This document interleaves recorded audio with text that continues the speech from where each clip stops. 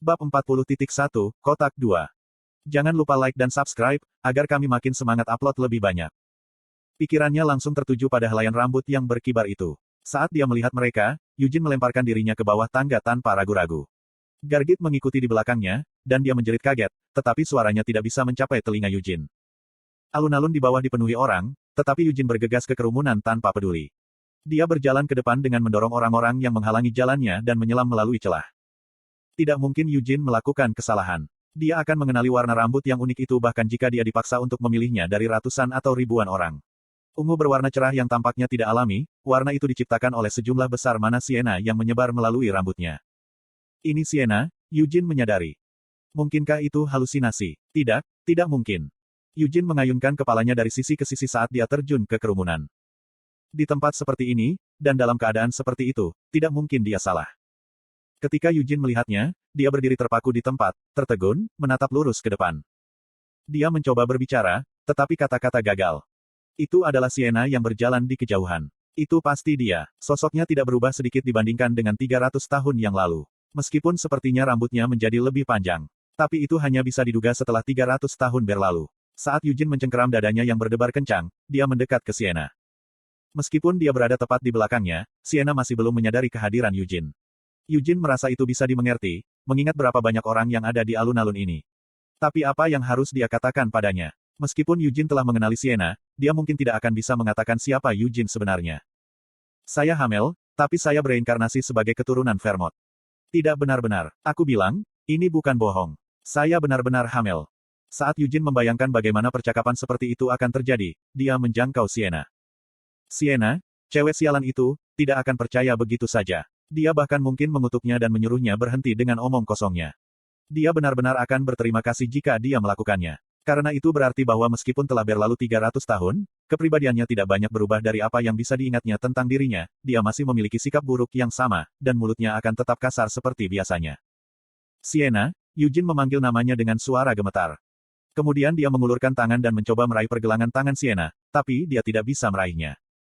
Meskipun dia tepat di depannya, Yujin tidak bisa menyentuh Siena. Dan itu bukan satu-satunya hal yang aneh. Yujin dengan kosong melihat pemandangan saat orang-orang mulai berjalan melewati gambar Siena dari semua sisi. Sejujurnya, Yujin sudah menyadari ini saat dia semakin dekat. Siena tidak menghindari orang-orang yang berjalan ke arahnya, dan mereka semua baru saja melewatinya. Dan meskipun warna rambutnya sangat mencolok, tidak ada yang memperhatikannya. Sebaliknya, mereka hanya terus menatap Yujin dengan tatapan kesal saat dia dengan kasar menerobos kerumunan. Hantu. Yujin tidak bisa merasakan kehadiran apapun dari Siena, yang berada tepat di depannya. Dia telah mengulurkan tangan beberapa kali, tetapi dia masih tidak bisa menyentuhnya. Dia tidak bisa merasakan kehangatan manusia yang datang darinya. Meski begitu, dia juga tidak merasa kedinginan. Bahkan, dia tidak bisa merasakan apapun darinya. Seperti fantasi atau hantu, meskipun itu pasti tepat di depan mata seseorang, itu tidak terasa nyata. Langkah Siena berhenti. Yujin juga berhenti. Siena menoleh, dan Yujin menurunkan tangannya yang terulur. Karena dia tidak bisa menangkapnya bahkan jika dia mencoba memeluknya, dia merasa tidak ada gunanya terus mencoba. Yujin menatap wajah Siena, dan seperti yang dia duga, potret mansion dan patung di depan menara sihir terlihat lebih baik daripada yang asli. Siena dalam potret itu telah melunakkan ekspresinya yang biasanya tidak puas dan malah memasang senyum ramah. Siena yang dipahat menjadi patung tersenyum dengan keberanian dan kepercayaan diri. Tapi Siena di depannya tidak memiliki ekspresi seperti itu. Sebaliknya, matanya dipenuhi dengan iritasi dan kelelahan. Bibirnya tidak berhenti bergumam hari demi hari. Setidaknya, wajahnya masih persis seperti yang diingat Yujin. Sekarang ekspresi seperti apa yang harus dia tunjukkan? Pertama-tama, Yujin menunjukkan senyuman padanya. Tapi kemudian dia tiba-tiba berpikir. Jika dia hanya tersenyum padanya seperti ini, Siena tidak akan bisa mengenalinya. Karena dia tidak menanggapi banyak panggilan dari belakangnya, sepertinya dia mungkin juga tidak bisa mendengar suaranya. Tapi dia masih berbalik untuk melihat ke belakang. Bukankah itu berarti dia masih bisa melihat dengan matanya? Sekarang, Yujin segera mengangkat kedua jari tengahnya ke arah Siena. Siena mengerjap kaget melihat pemandangan ini. Bibirnya terbuka sedikit sebelum menutup sekali lagi. Kemudian dia terkikik dan tersenyum. Senyum itu persis sama dengan yang diingat Yujin. Bibir Siena mulai bergerak. Meskipun dia tidak bisa mendengar suaranya, Yujin bisa tahu apa yang dia coba sampaikan dari gerakan bibirnya yang diam. Aku menemukanmu.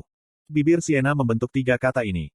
Setelah ini, sosok Siena menghilang tepat di depan mata Yujin. Sama seperti kepulan asap, bayangan Siena memudar ke udara tipis. Yujin berdiri di sana dengan bodoh selama beberapa saat, menatap tempat di mana Siena menghilang. Aku juga menemukanmu, Eugene akhirnya berkata sambil berbalik sambil tersenyum. Konten iklan. Sienna Merdein, Eugene menggumamkan namanya. Jantungnya terasa seperti ada beban yang terangkat darinya. Sienna tidak mati. Dia yakin akan hal itu. Hal yang baru saja dilihatnya bukanlah hantu atau hantu yang tertinggal setelah dia meninggal. Itu adalah ilusi yang diciptakan oleh sihir. Aku menemukanmu. Sienna masih hidup. Dia selamat dan datang mencari Eugene. Tapi bagaimana dia tahu penampilannya? Apakah itu karena dia telah memberikan jari tengah pada potretnya? Jika itu membuat Anda kesal, Anda bisa langsung mendatangi saya, bukankah dia mengatakan sesuatu seperti itu? Apakah dia benar-benar mendengar kata-kata itu dan datang mencarinya? Tidak ada jalan. Rumah besar itu telah dilestarikan sebagai situs bersejarah selama lebih dari 100 tahun. Tak terhitung orang mengunjungi mansion setiap hari, dan dibutakan oleh tahayul, mereka akan menggumamkan segala macam hal, seperti lulus ujian dan yang lainnya, sambil menatap potretnya. Tidak peduli seberapa hebat Sienna, tidak mungkin baginya untuk datang mencari Eugene setelah mendengarkan semua gumaman itu.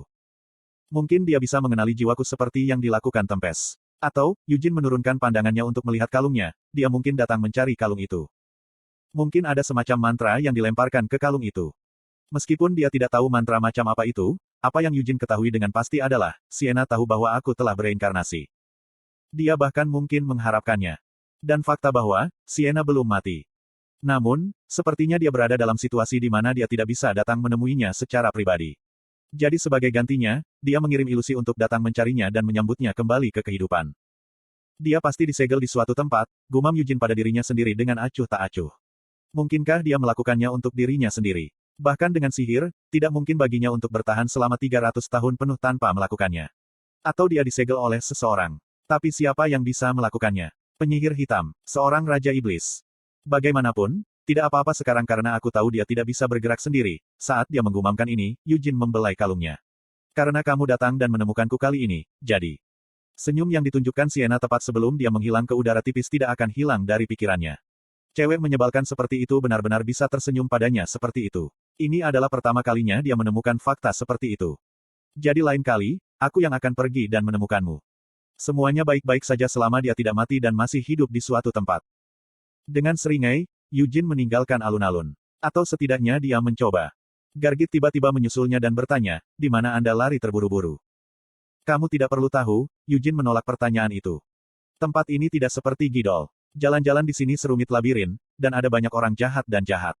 Seorang penduduk desa yang naif sepertimu, yang tidak mengenal dunia, akan menjadi mangsa yang lezat bagi orang-orang seperti itu. Kamu keparat, apakah kamu benar-benar memanggilku orang desa karena aku bilang jangan panggil aku udik desa? Apa perbedaan antara udik desa dan orang desa? Meskipun udik desa adalah istilah yang menghina, seorang penduduk desa hanyalah deskripsi yang realistis. Sialan kau, dasar babi bajingan. Kaulah yang menggunakan istilah yang salah. Aku bukan babi. Lagi pula, bukankah babi digunakan untuk menggambarkan orang yang bulat dan gemuk? Eugene mengubah topik pembicaraan, kamu tampaknya memiliki banyak kebanggaan pada ototmu, tetapi setelah melihat mereka beraksi, mereka hanya besar tanpa banyak substansi. Apakah kamu lupa bagaimana kamu kalah dariku dalam pertandingan panco? Aku baru saja terganggu, Gargit mencoba memaafkan dirinya sendiri. Terganggu, itu omong kosong. Kalian semua tegang bahkan sebelum kita mulai, gerutu Eugene sambil menamparkan punggung Gargit. Di mata saya, apakah itu otot kebanggaan Anda atau lemak babi yang bergoyang, semuanya terlihat sama. Jangan menghina otot yang diciptakan oleh agen pertumbuhan otot revolusioner keluarga kami.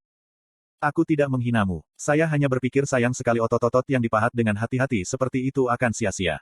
Anda seharusnya tidak hanya fokus pada peningkatan ukuran tubuh Anda yang sia-sia, tetapi sebaliknya, pikirkan bagaimana memanfaatkan otot Anda sebaik mungkin. Memang. Meskipun Eugene baru saja melontarkan alasan pertama yang muncul di benaknya, mata Gargit berbinar seolah-olah dia telah mencapai pencerahan agung. Gargit mengangguk, kau benar. Pada titik tertentu, sepertinya aku berpaling dari mendengarkan suara otot-ototku dan malah berfokus hanya untuk memamerkannya. Tinggalkan omong kosong itu untuk nanti ketika kamu sendirian. Tunjukkan saja formula api merah Anda, tuntut Eugene.